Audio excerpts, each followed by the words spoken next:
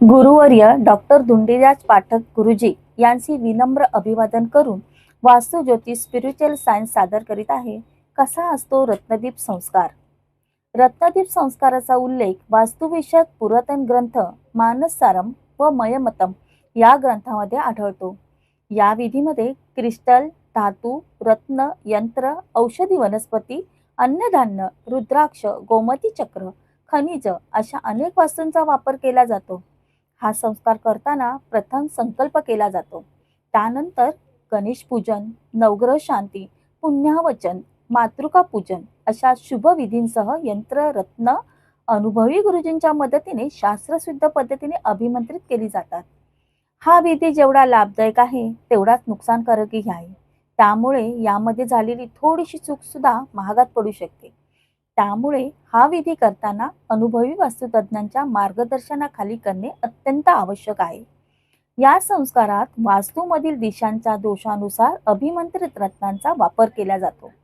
वास्तुदीप संस्कारात नाभीपुरण, ब्रह्मस्थान ऍक्टिव्हेशन, दिशादोष निवारण केले जाते. ब्रह्मस्थानात तसे नाभीस्थानात नाभीपुराणासह नवरत्न, क्रिस्टल, धातू ज्यामध्ये लोखंड, शिसे, पार, जस्त, तांबे, पितळ, चांदी, सोने यासह सुगंधी द्रव्य, खनिज यांचा सुद्धा वापर केला जातो. वास्तुशास्त्रात ब्रह्मस्थानाला अनन्यसाधारण महत्व आहे. जशी बाळ गर्भामध्ये असताना आई नालेमार्फत त्याचे पालन पोषण करत असते, त्याच्या वाढीसाठी आवश्यक त्या गोष्टी त्याला पुरवीत असते, त्याचप्रमाणे ब्रह्मस्थान कार्य करते. वास्तू किंवा भवनाच्या निर्मितीच्या वेळेस त्या वास्तूमध्ये वास्तुपुरुष निर्माण होतो. तो मुख्य दिशा व उपदिशा वापरून टाकतो. या वास्तुपुरुषाच्या पाठीवर 45 देवता असून त्या 45 देवतांच्या मध्यभागी ब्रह्मदेवता विराजमान असतात आणि उरलेल्या 45 देवतांना कार्य करण्यासाठी ऊर्जा पुरवित असतात. जेव्हा वास्तूचा मध्यभाग वास्तुदोषामुळे दूषित होतो तेव्हा ब्रह्मदेवाची ऊर्जा पुरवण्याचे काम योग्य रीतीने होत नाही. त्यामध्ये व्यत्यय किंवा अडथळे निर्माण होतात. याचा परिणाम म्हणजे योग्य ऊर्जेचा अभावी ते कार्यरत राहत नाहीत, ज्यामध्ये वास्तुदोषाचे प्रमाण वाढते. वास्तूच्या ब्रह्मस्थानातील दोष वास्तूमधील सुख समृद्धी नाहीशी करते. थोडक्यात हे स्लोपॉयजनच असते.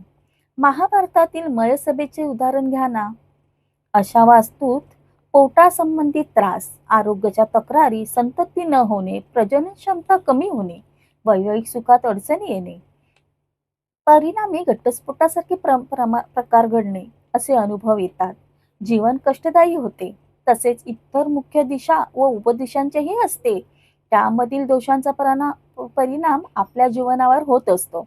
अशा वास्तूमध्ये अनुभवी वास्तुतज्ञांच्या मार्गदर्शनानुसार रत्नदीप संस्कार केल्यास वास्तूचे ब्रह्मस्थान ऊर्जित तर होतेच, त्याशिवाय इतर दिशांमधील दोषांचे सुद्धा निवारण होते. अशा वास्तूत सुख, समृद्धी, समाधान, उत्तम आरोग्य लाभते. या संस्कारात साधारण 5 ते 6 तास लागतात. जवळपास 75 प्रकारच्या वस्तूंचा वापर या संस्कारात केला जातो. या सर्व वस्तू वास्तूमध्ये निक्षेप केल्या जातात. सर्व वस्तू निक्षेप झाल्यानंतर सदर खड्डे बंद करून घ्यावे लागतात. त्यानंतर तेथे पाय जरी पडला तरी काही फरक पडत नाही. मागील 24 वर्ष आम्ही या क्षेत्रात कार्यरत आहोत. आजपर्यंत 5 देशांमध्ये आम्ही सेवा दिली आहे. हा विधी जसा निवासी वास्तूमध्ये केला जातो तसाच कमर्शियल वास्तूमध्ये देखील केला जातो.